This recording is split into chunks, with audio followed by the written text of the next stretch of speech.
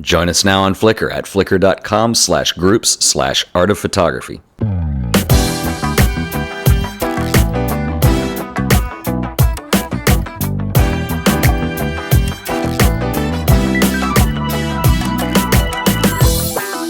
Hey everybody, welcome back once again to the big show, The Art of Photography. My name is Ted Forbes and we're glad you're here.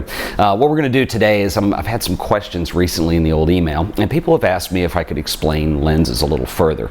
More specifically, what is the right lens to choose for the right situation? Now, I know that there's not an easy answer to this, but I'm going to explain the factors that kind of go into this. Lenses come in what are known as focal lengths. So for instance, this is a Nikon 105mm focal length lens. And there are a couple of factors that kind of define the basic characteristics of a lens, and those two factors are one, the focal length, and then two, the size of either the sensor or the piece of film that you're using to capture the image. Okay, so let's explain those two things first of all. Typically lenses are measured in what are known as focal lengths. Okay, so this is a 105mm lens. A standard focal length that you hear people talk about a lot for like full frame size digital cameras or 35mm film cameras would be a 50mm lens. Okay, so you hear that term a lot. A 105mm lens is a longer focal length. Okay, so this ends up acting like a telephoto. So what it basically is going to do is it's going to decrease the distance between you and your subject. So if you're using a telephoto, you're shooting a portrait, a 50mm lens is going to make the person you're taking the picture of look further away than the 105mm will make them look closer up. So typically, like really wide angle lenses are when you want to get more into your composition. So if you're shooting a landscape and you're kind of too close, you can use a really wide angle lens to try to get everything into the picture. Also, if you're shooting portraits, if you use a wide angle lens, usually you're going to be right up on top of your subject, and sometimes that's uncomfortable. And there's some other physical qualities we'll talk about in a second too on that. So typically you want to kind of choose a lens based on focal length. Now, I will have you know that these numbers all shift depending on what kind of camera you're shooting on. So for instance, I think probably the easiest thing to do is let's go ahead and I've got some negatives over here. It's hard to look at a digital film sensor because I don't have anything to show, but I can talk about that when we look at negatives here. So come on over and let's have a look. Okay, so I've got some negatives we're going to look at here, and what we're looking at right here, this is just a archival sleeve here, and the negatives go inside. And these negatives specifically were shot on, well, specifically they were shot on a Holga, but this is what medium format size looks like. Okay, so or 120 is typically the millimeter numbering that you see on there. So that's basically what a full roll of medium format film looks like after it's been shot, cut, and sleeved. Now, on the other hand, this is what 35mm looks like. Now, I know we're talking about film cameras, and I'm going to talk about how this relates to digital cameras too. So 35mm, and you can see that there's roughly 5 negatives. Yeah, 5 negatives per strip here. So there's 5 images. So here's your first image, your second image, third image.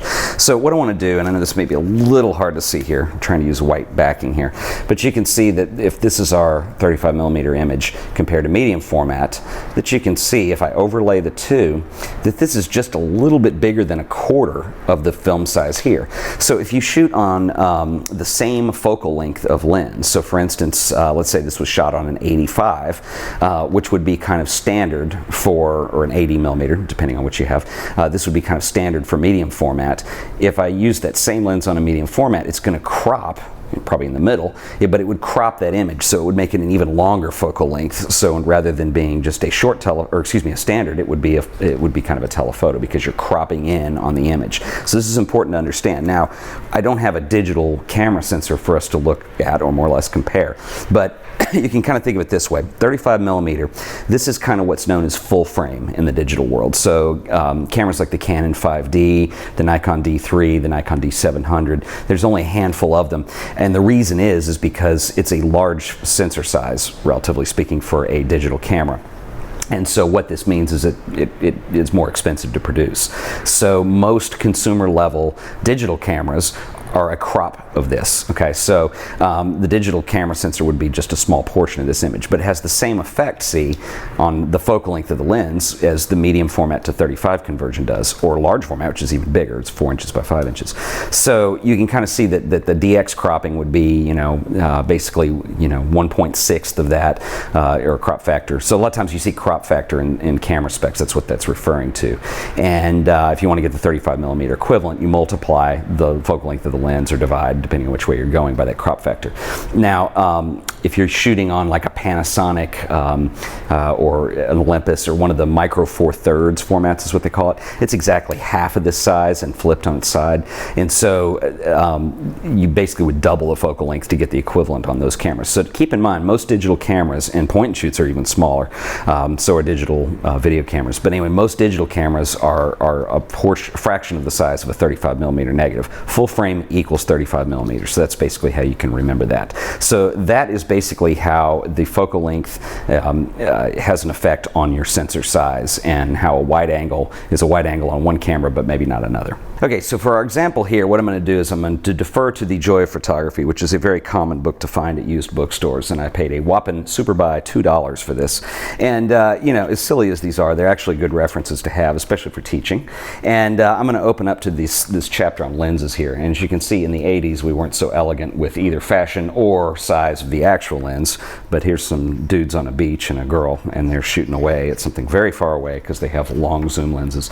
Anyway, this chapter explains what I've been talking about.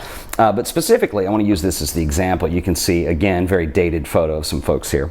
And you can see that, you know, obviously using this is set with, it says 50 millimeter, 100 millimeter, 200 millimeter, and a 400 millimeter. And that's the crop difference you're going to get with the focal length of a longer lens. This is a 50 millimeter, so it's pretty much a standard focal length. Now, the other thing I want to talk about here is, if you look at this page, is the types of distortions you're going to see. Pincushion distortion is a lot less noticeable unless you're looking at someone's face. Sometimes, especially if you know the person, it can kind of distort it in a weird way. But barrel distortion is what you get on the wide end, and I think a fisheye, which is designed to go ahead with no corrections, is the most extreme example, where you can see how the bleachers here are an outrageously long shape, the curves are exaggerated, and then things in the middle are just way too far away. So that, unfortunately, is what can happen with poorly engineered and sometimes still very expensive wide-angle lenses if they're super wide. This is one of the reasons that on DX format digital cameras, it's hard to get good wide-angle photos without a lot of distortion, and it's one thing that really bothers me. This is kind of what you end up seeing on a DX. This is a 20 millimeter lens. This is a book made before digital cameras were introduced, so this is all 35 millimeter format. But you can see on the 20 millimeter, also, I mean, this composition, because of the curves in here, makes that barrel distortion, it plays to it, so it's not as big a deal, but you can kind of still see the exaggerated effect you get. If you have straight lines in your composition, it's going to be very difficult to deal with because you're going to notice it. So like straight on architecture, things like that are very hard to deal with poorly engineered wide angles, and sometimes, like I said, still very good wide angles, just because you have barrel distortion. Whereas a 35 millimeter, you see less of it, still wide angle. And this is a 50 millimeter here, so this is standard focal length. So this is about what you would see if you were standing that distance from the photographer to the couple being shot. And then you get into your long range zooms here. So right here, this is a 200 millimeter. And you can still see that it works nice for portraits. So that's more or less what you're dealing with as far as the different focal lengths go. So there's two traits that you have to bear in mind when you're shooting. One, the distance of the subject, how close you can get, what's a comfortable distance if you're shooting humans, or if you're shooting wildlife. A lot of times if you're out shooting nature, birds, wild animals, things like that, you cannot get very close without risking your safety. And so, having a good set of really long telephotos is going to be an advantage for a photographer who shoots that type of thing. Anyway, so that's going to determine, one, how close you can get to your subject. And then for me, a big one too is the distortions and how pleasing the image is going to look in the long run are the big two factors for me in deciding what focal length is correct for or most appropriate for the situation that I'm photographing in. Okay, so I hope that demystifies things for you a little bit and helps make some sense out of what focal lengths are. And, it's going to be completely subjective as of which lens you choose. And that's what makes it so cool. That's what makes photography an art. If there was an automatic preset, formula or method for doing it, then we wouldn't need photographers. Cameras could take the pictures themselves. And that's not the case. That's where the creativity of composition comes from the photographer. And that's very important to understand. One last thing I want to leave you with, though, is a good starting point if you're not familiar with lenses or focal lengths or what you would need for a particular type of situation. I think it's very important to understand what the numbers for focal lengths are that are going to correspond for your particular system that you shoot on the most. Okay, so for instance, if you have a full frame sensor, so if you have a Canon 5D or a Nikon D3, the focal lengths are going to relate pretty much to 35 millimeter because it's the same size, the sensor size. So 50 is going to be your standard, 85 is going to be a short telephoto or portrait lens, something like a 300 is going to be a long telephoto, and on the wide end, something like a 28 is going to be pretty much kind of a standard wide, or you could go lower like a 15 or something like that if you really want to get a super wide angle. Okay, so if you're shooting a DX size sensor or some kind of crop factor sensor, so for instance the Nikon DX cameras, or like in digital the Panasonic half frame, or excuse me, they're called 4/3, which is a half frame size, you're going to need to know a different set of numbers. So for instance, if you're shooting on a Nikon DX size sensor, your standard focal length is probably going to be a 35 millimeter because of the crop factor. So in a telephoto or portrait length will probably be a 50. A super telephoto will be like a 180 or something like that. And here's where it gets hard, is the wide angle lenses become very expensive to get a really nice lens for those, because you have to go down to like 12 millimeters to start getting really wide on a crop sensor like that. And those are very hard lenses to engineer, and that's why they're going to cost a lot more money, because the way that they need to optically engineer the barrel distortion to make it usable. So anyway, so those are some things to bear in mind if you're shooting on a medium format camera. 80 millimeters is going to be kind of your standard lens.